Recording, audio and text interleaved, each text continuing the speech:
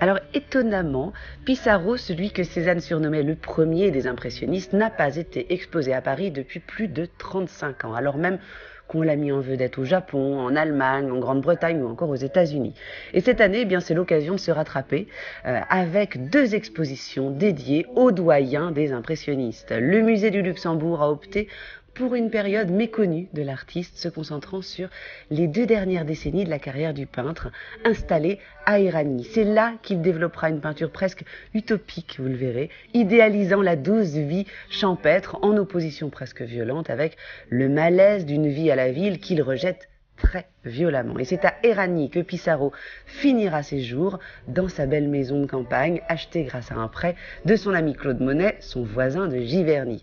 Et justement, ce qui nous frappe ici, c'est que contrairement au nymphéa de Monet, ce qui prime pour Camille Pissarro, au-delà de la beauté de la nature, c'est la vie, ce sont les gens. Dans l'exposition, on plonge dans son paradis quotidien, hors du temps.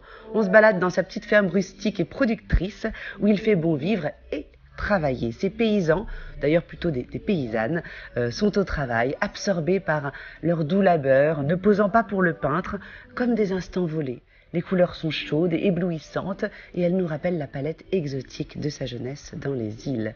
On découvrira aussi, et c'est une première, les dessins préparatoires de l'artiste réalisés en plein air avant de finaliser ses œuvres dans son atelier, puisque à la fin de sa vie, eh bien, Pissarro est affecté d'une maladie des yeux qui lui interdit de s'exposer longuement en extérieur. Et pourtant, quand on regarde les œuvres finales, on jurerait qu'il a peint ses femmes en les observant de longues heures durant. Autre facette de l'exposition dont on entend beaucoup parler, peut-être trop d'ailleurs, c'est le côté un peu anarchiste de Camille Pissarro. On dit un peu parce que franchement, contrairement aux idées de l'anarchie d'aujourd'hui, celles de l'époque, et en l'occurrence celle de Pissarro, reste somme toute assez sage. Mais il est vrai que quand on observe son recueil intitulé Turpitude sociale, on a de la peine à reconnaître celui qui nous offre de si belles vues de sa paisible campagne. Vous voyez un petit peu la différence et la cruauté de la ville dans son esprit. Une exposition sympathique, même si personnellement nous avons préféré celle du musée Marmottan-Monet, plus complète et moins linéaire.